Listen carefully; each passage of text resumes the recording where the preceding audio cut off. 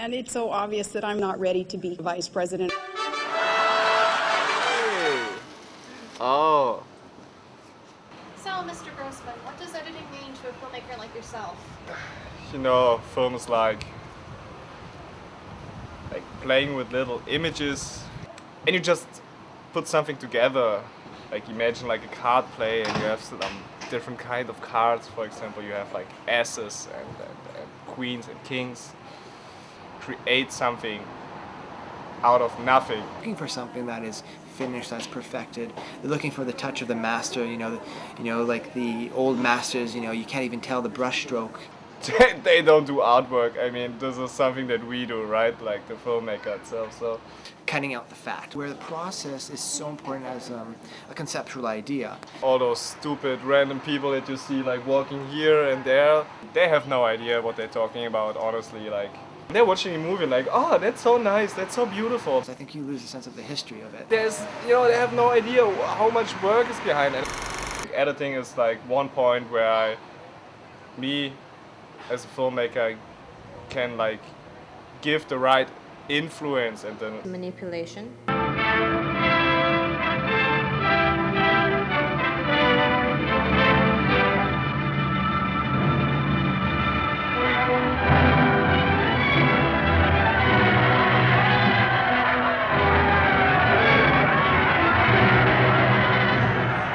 you have to know I'm from Germany, and we invented this whole propaganda scenario. It means changing something that just to change.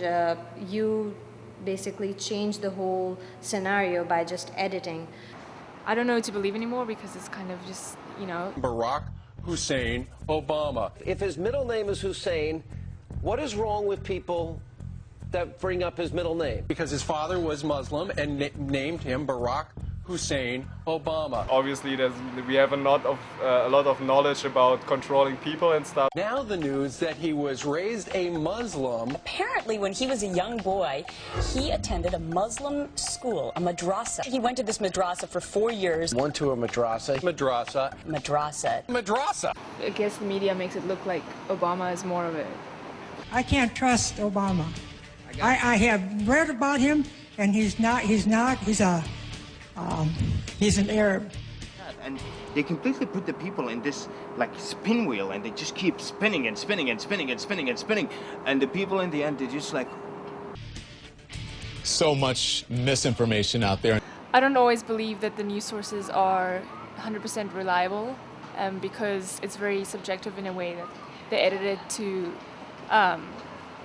kind of, you know, make it one-sided. Well, the interesting is, too, with that, is that every single news source that you go to has, like, a totally different viewpoint about things. That's here on the Fox News Channel, the network America trusts for fair and balanced news. You know, I've been reading, like, the New York Times recently, like, going to their website to get election updates. And it's interesting looking at it because you'd swear that there was nobody out there who supported McCain just by reading the New York Times. I think McCain has a lot of supporters, which I am not a fan of, but well, I want to watch it to see what's going on, but then again, it's not like...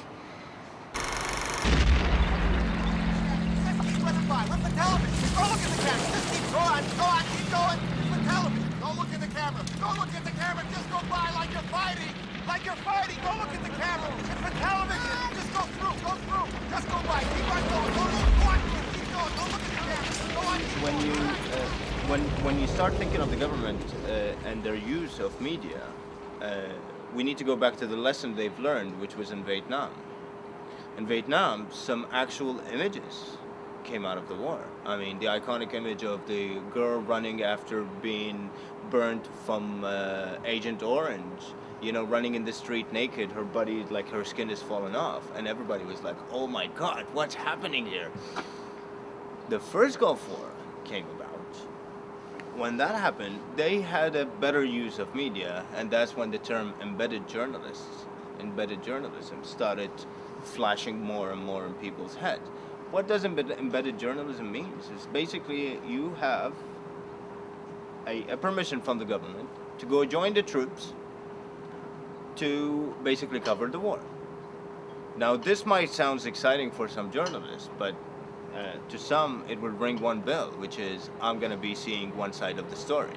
If it's related to war on terrorism, the television only shows the American version of the whole story. When I was back home, the nice thing, we have CNN, Fox News, whatever kind of news that is broadcast here, we have it there.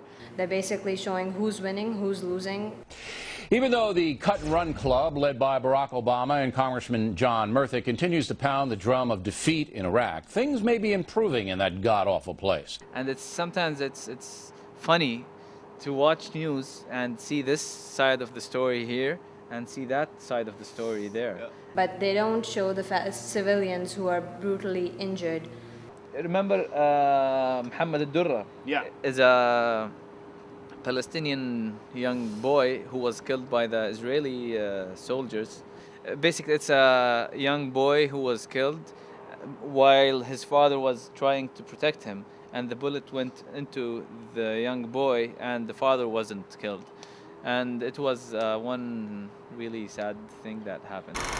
Most of you are familiar with a guy called Rupert Murdoch. This guy basically managed to buy the giant corporations, media corporations, CNN, Fox News, ABC, CBS, la la la la la la la. You started getting the news flash of like 10 seconds reporting on a major issue. And there was this old guy here in Canada, and he's the founder of a group, I think it's called Muslims Against Terror or something like that. And that was exactly 10 seconds. Next is a dog is missing, and a family's dog is missing for 3 days, and that report was almost a minute and a half. I wonder what's more important now. Oh. You listening to this? I am profoundly sorry. The world is falling apart and all we hear about is blowjobs gate.